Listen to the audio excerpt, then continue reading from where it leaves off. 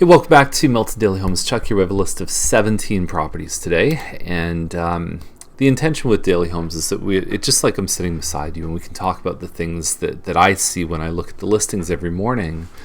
That was our intention, is that we'd put something out there that really was just like, hey, let me tell you what's going on in my head, which is a strange place to be, by the way.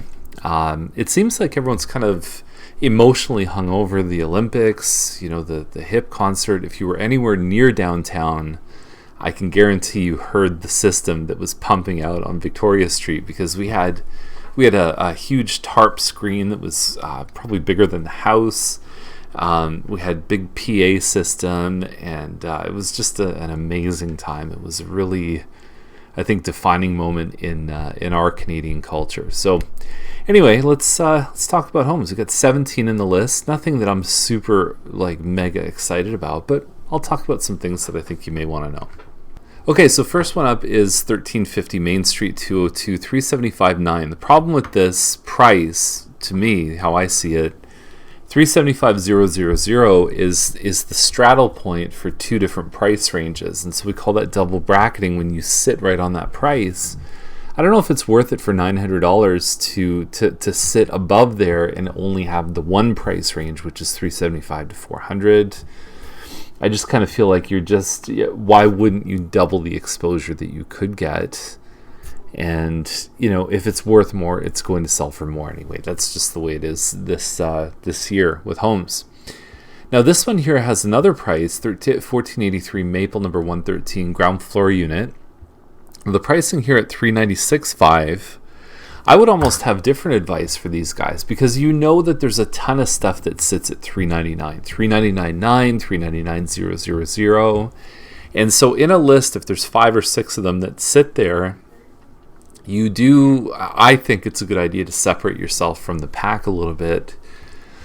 But $396,500, I would almost say if you were even at $398,000, you would undercut a lot of the $399,000 guys, and you'd give yourself $1,500 potentially to negotiate. And it's not going to change the price range. It's not going to change functionally anything about the marketing, but it might give you a chance to make a little bit more money. That's how I've always seen that, is that every little bit that you can claw back and use as a negotiating tool, it helps, because every penny matters in a real estate sale.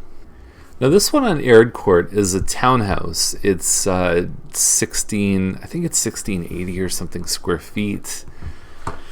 That's high for a townhouse, 634.9, but they always sell for a big premium. You can see the October 21st date right here is probably a pretty important date for the sellers.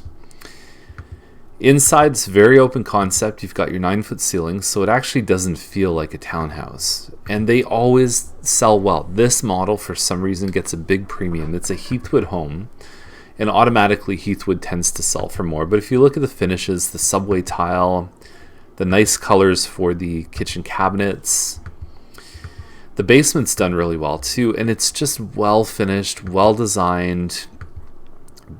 Great bathroom. Most upstairs bathrooms don't look this nice, and you get a big lot too. So that shed is not a cheapo shed. This house is not a cheapo house, right? Like, they did a lot of things in here that are way beyond minimum standard, and I actually think this one's a great deal. As much as a townhouse for $640 is a good deal, if you get even a semi anywhere close to this quality, you're paying this kind of price.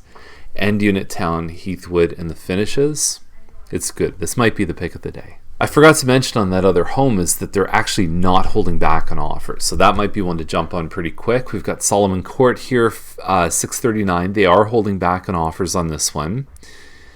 I'd have to find the date here. Anyway, it's this is about 1750 square feet, Mattamy House. Nice finishes, open layout. This is a front, it's a small office. It's not a huge room, but it could be like a kid's playroom. It's closed off from the rest of the house.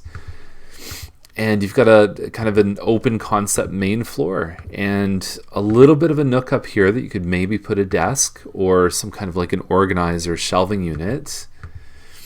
And even stuff like having these coming off the ceiling, I think it probably shows better in person than than it does in the pictures. 2-car parking in the driveway. There is enough that you could probably even extend the driveway a bit and do 2 cars side by side. And I really like Solomon Court. I think it's a nice location. There's a park basically right at the end of the street off Lederman. And it's nice. $640. I would say the last 2 sales have been $670, $680, like that kind of range. So it's certainly got the potential to sell for more. Now, I saw Roper Drive a couple days ago. They're holding back on offers on this one here. 2310 square feet with a finished basement on a 1-by-1 lot. The reason why is because it's kind of a weird shaped property. Inside, main floor looks good, but if you look at it close, they've probably staged this one to sell. I don't know if they did all of this work to live in it. I think some of it is strictly for selling purposes. It's a nice open main floor. The cabinets are a nice color, but they're not extremely high quality. Flooring upstairs looks good.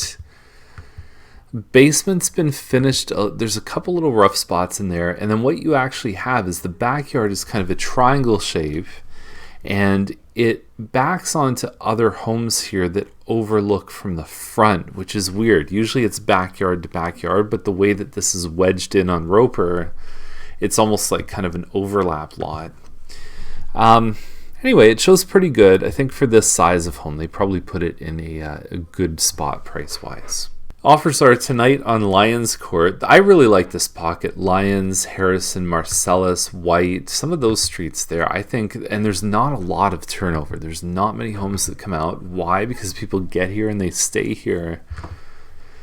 At $750, I think most people would expect a bigger kitchen than this. I could definitely see the kitchen holding them back. I do like the double brick wall. Although I wonder if that's like addition or it's some kind of, I wonder if it's not standard, if it's a fake brick wall. I don't know. I haven't seen it in person. And you've got your lot that backs onto the park. So anyway, overall the price is good. Anything under $800,000 with some decent stuff in it in Timberley right now is like, that's what it is pretty much. I could see this one going for more. Offers tonight, $730. Bain Crescent, $1.1 million, and one on Forbes just sold 3,400 square feet back onto green space. I'll talk more about the green space in a second, but I do think the price seems pretty fair. I like twilight shots on homes. I feel like this one is probably about an hour late for when it should have been shot. But it does look nice. The shadows, the effects on the outside are good. It would have been nice, it may be in the virtual tour, I don't know, but it would have been nice to show some of the daytime photos of the pool. It looks very nice, pie-shaped lot, lots of width. They've replaced the doors here. The Vanderwood is just over 3,000 square feet. They've done the moldings here, but I think it's only, it looks like it's an 8-foot ceiling here, which... One of the standard things is 9-foot ceilings make a big difference in these homes. And the design is good. You've got a lot of money spent down in the basement. I mean, that's a nice looking basement bar. You've got a home theater set up. That's a little bit of what you see in the backyard. And like I said, it'd be good to see more of that. The one thing that 90% of the homes that sell over $1 million have, and this has been a consistent thread since I've been doing real estate in Milton, is that 90% of the homes that are really in the upper crust of sale prices have green space or privacy behind. This one doesn't. It has homes behind, and if someone's going to write a big check, I think for the most part, that's one thing that seems to be very important is I want privacy. If my lot's not going to be massive, I want to at least look out and not see someone right in my face in my backyard. Now that can be alleviated with landscaping and trees and so on, but the truest and purest sense, most of these homes that sell for the high prices, it's the one thing they have. No neighbors behind. So this one on 5th Line has a 7-car garage. It looks like it has an indoor pool too. Yeah, lots of spaces in the garage in this one. needs some work. Like if you're going to spend 1.4, even up to 2 million, I think the game on this one is that you almost have to see it like it's a $2 million house and go in and do a lot of the work to make it that way. And if you look at what this one could be with $600,000, $700,000 worth of work, I think that it looks a lot better than the stuff at $2 million. So yeah, it's kind of an interesting one. I think that it's funny because this price range, when you start getting past, I would say 1.2, 1.3, the buyer has a different mindset, and they're a little more peculiar and picky in the way that they go about seeing homes. And I've seen some of those homes get thrown off just from like the wrong paint color, which is easy to fix. The budget usually is there on a home of this size, but it's interesting. They like it done.